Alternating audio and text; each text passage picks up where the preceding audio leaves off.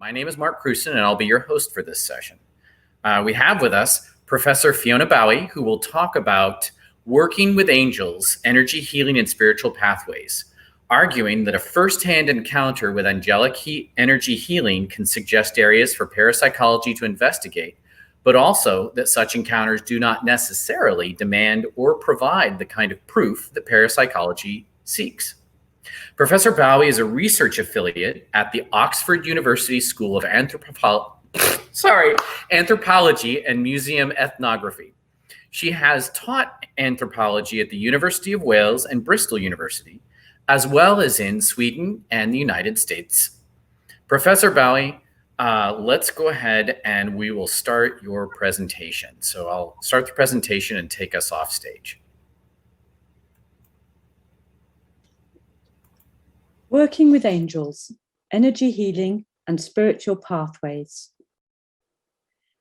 I would like to use some autoethnographic reflections to discuss the interface between parapsychology and spirituality. I use my experience as a trainee healer and student of Metatronic life, a new spiritual pathway based on the energies of a divine being known as the Archangel Metatron. There are two kinds of knowledge simultaneously in play as an apprentice healer.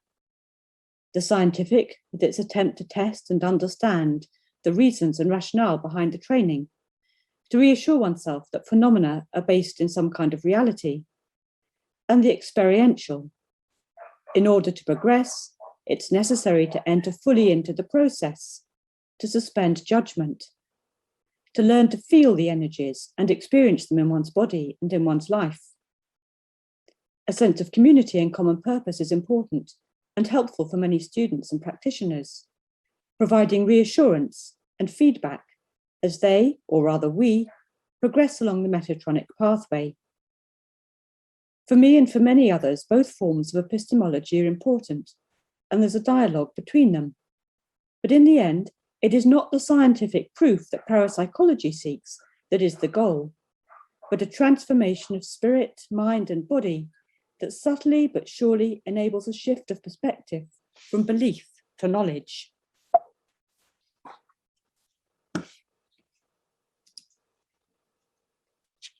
Angels are often described as God's messengers. They are omnipresent, but usually invisible divine beings who play a mediating role between heaven and earth, or the planes of dense matter and finer vibrational realms, depending on one's religious orientation and perspective. Angels are above humans in proximity to the divine and have their own hierarchy. They are regarded as both personal and impersonal. As they are more mental and spiritual than emotional or physical beings, angels can observe human behavior and emotions dispassionately. They are able and willing to help humans develop spiritually and to get involved in many aspects of material existence without being affected by it. Many people feel a closeness to one or more named angelic figures, calling on them in times of trouble, or even channeling their energies for the benefit of themselves and others. All three Semitic religions, Judaism, Christianity, and Islam, hold angels in high esteem and have many religious texts that tell of the interventions and role of angels in human society. They are equally important in some forms of New Age spirituality, including among those who claim no particular religious affiliation. The range of roles associated with angels, both named figures and classes of angels, is truly impressive. St. Michael, or the Archangel Michael, the same figure, for example, is associated with boundaries and protection, and Christian churches marking parish or city boundaries are often dedicated to St. Michael. St. Michael is also the mediator between this life and the next, another boundary event, acting as a psychopomp, or one who accompanies the soul across the threshold between material and immaterial lives. Some archangels appear to have euhemeristic origins, so that the movement can be from the earth upwards as well as the heavens downwards.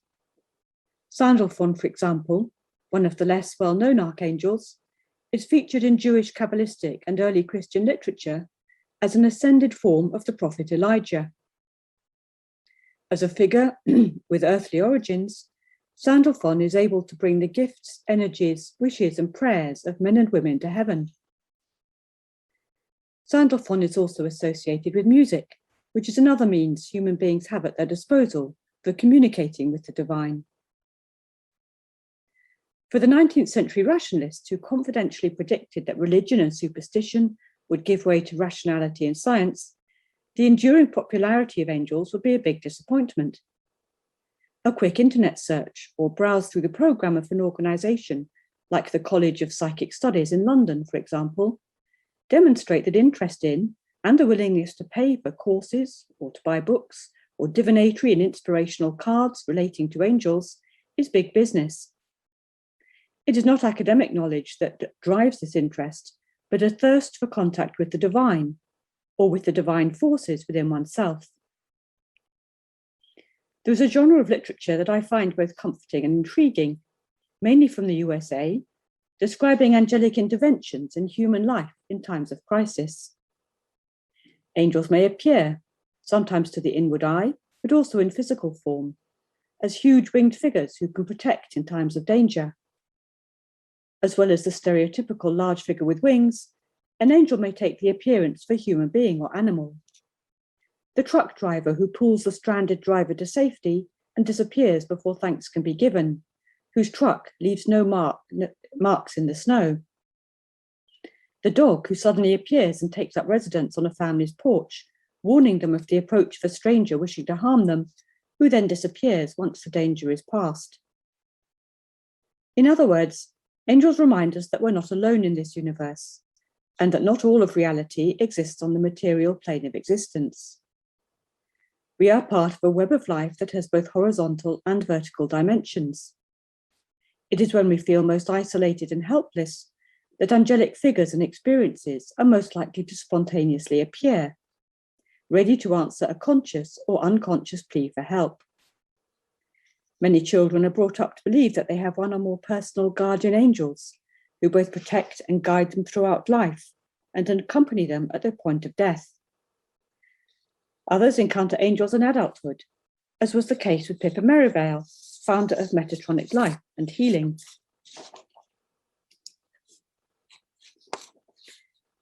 What is now known as Metatronic Life and Healing is a form of divine energy healing first transmitted to an Englishwoman, Philippa Merivale, starting in around 2007.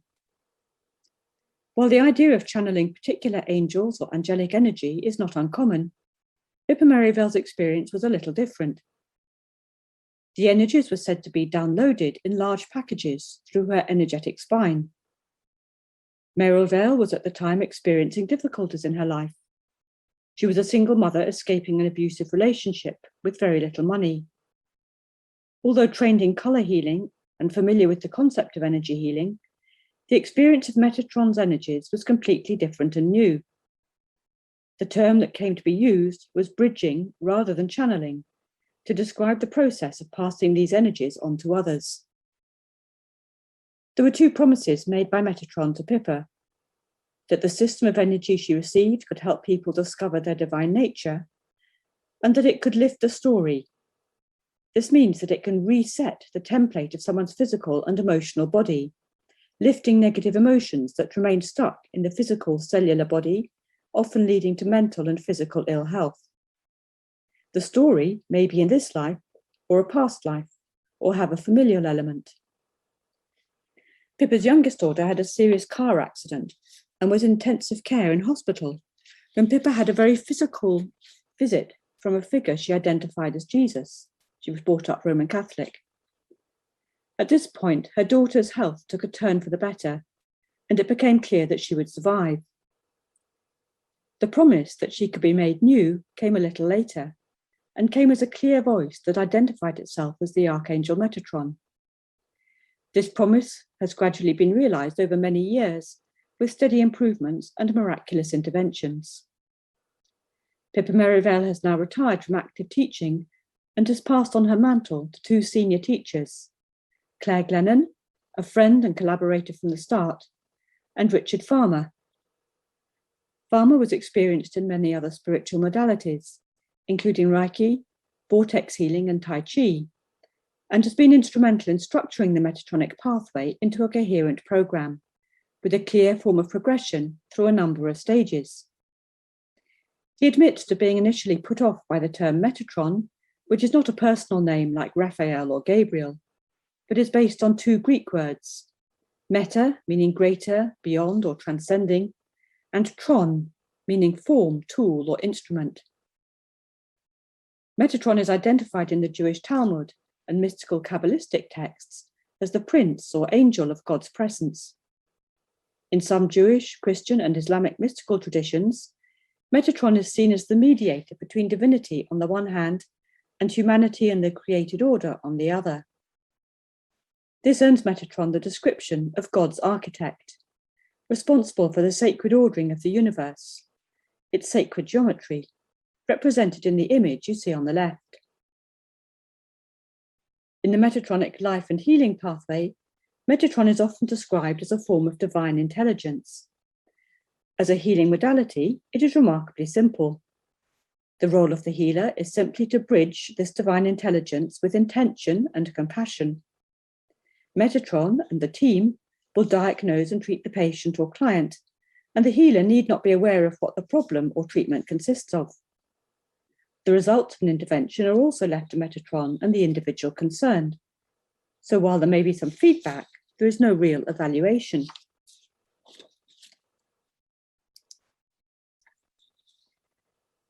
I've been a student of the Metatronic pathway since 2017, and also attended the first of two courses for Metatronic students who wish to practice healing using Metatronic energies in 2020. I approached the training as autoethnographic fieldwork in angelic energy healing. As in most such anthropological work that uses an engaged, experienced near approach, there is an embodied somatic element, a spiritual journey, and an intellectual engagement. I don't have any clear memories of my first meeting with this Metatronic pathway, but in around 2010, found myself on Pippa Merivale's email list. She would often send short audio meditations carrying the vibration of Metatron's energy. Sometimes I would listen to them, but often just glanced at the accompanying text. Whether I actually opened the audio or just the email, the result was the same. It was as if my body gave an involuntary sigh and relaxed. I now recognize it as the vibration of the first and one of the most foundational of the Metatronic transmissions, described as cool fire or divine simplicity. It is used as a preparation for many healing sessions and most pathway transmissions of energy, preparing the mind and body to receive whatever follows. Metatronic healing is often described as gentle and subtle, but powerful, reaching places other forms of energy healing can't reach. I certainly found it attractive, so that when some years later I was able to attend a one-day workshop, I jumped at the opportunity, and something in me responded by signing up for the first of the 7 pathway courses. Without any conscious commitment to the process, there was an inner knowing that I had found a form of spiritual practice that was appealing to me and consonant with my own energetic vibration. I've now completed 6 of the 7 courses and signed up for the 7th. Although not explicitly based on a theosophical or any other model of spiritual development, the pathway follows a similar progression from work on the physical and emotional body to the mental and then spiritual. The transmissions and attunements given by Metatronic teachers are said to reprogram the body at a cellular level, giving the receiver a store of energetic vibrations held in the heart chakra. In the foundation course, these energies, like divine simplicity, are elemental forces or qualities. In other courses, they can be minerals, crystals, planetary energies, or ascended masters, a concept also popularized within theosophical thinking. Within the anthropology of religion, a participative approach to a subject can be treated with some suspicion, especially when studying people culturally similar to oneself. There are certainly questions as to how to balance the native participant with the ethnographic distance deemed necessary to translate this experience for a wider academic audience. There are also challenges in reflexively recognizing and addressing the symbolic violence of academic anthropology, in which hegemonic Western definitions of the world, which generally accord little value to concepts such as energy healing and angels, can drown out the insider's perspective. Parapsychology covers a variety of approaches and methods, which have in common that they look for empirical evidence of extraordinary paranormal events, non-local consciousness, non-visible beings, and so on. The Metatronic pathway, on the other hand, is primarily experiential, with the students learning to feel different energies in their bodies and to use them for spiritual development, health, and healing for oneself and others. Many students and trainee healers are familiar with New Age concepts, such as chakras and subtle energy, or other energy healing modalities. Talk of past lives and karma, different planes of existence and vibrational energy frequencies are common, almost taken for granted. Although the academic level of people taking the courses is generally high, and participants overwhelmingly professionals, the courses are expensive, there is little attempt to prove the concept of energy healing. Presumably, this is because most students who have invested time and money in the Metatronic pathway process have already moved from a state of believing to knowing that we are more than our physical bodies. Nevertheless, we are in a culture dominated by scientific methodologies and understandings, and scientific proof has high status, providing reassurance that a phenomenon is real. Certainly for me, the findings of parapsychology are an important bridge to an acceptance of Metatronic teachings. They also give some validation of my first-hand experience of energy healing. The work of pioneers such as Gary Schwartz at the University of Arizona, author of the Energy Healing Experiments, provides a scientific rationale and experimental data on energy healing that brings many spiritual notions into the scientific realm and vice versa. Schwartz suggests that ultimately energy and spirit are one and the same thing, and that energy is the means by which a conscious and intelligent mind manifests matter. Another pioneer of the parapsychology of religion and spiritual experience, who will be familiar, I'm sure, to everyone in this symposium, is Dean Radin, Chief Scientist at the Institute of Noetic Sciences. Radin is an engineer, psychologist, and parapsychologist, interested in the ability of yoga and meditation to unleash supernormal mental powers, such as telepathy, clairvoyance, and precognition.